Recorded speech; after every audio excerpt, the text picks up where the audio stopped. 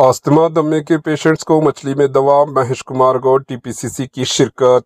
तेलंगाना कांग्रेस के सरबराह महेश कुमार गौड़ ने दमे के मरीजों को मछली में दवा की तकसीम के प्रोग्राम में शिरकत की। इस मौके पर इन्होंने कहा कि अवाम को रिवायती मछली में दवा का इस्तेमाल करना चाहिए जो दमा, अस्थमा और सांस की बीमारियों के लिए फ़ायदेमंद है।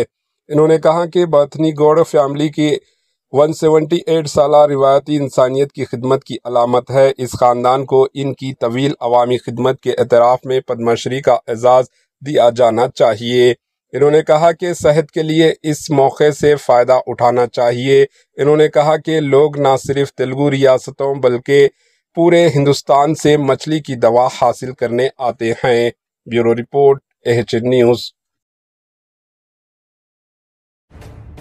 AHN न्यूज़ के YouTube चैनल को सब्सक्राइब करें और बेल आइकन को दबाना ना भूलें ताकि आपको हर नई आने वाली वीडियो का नोटिफिकेशन बर वक्त मिल सके।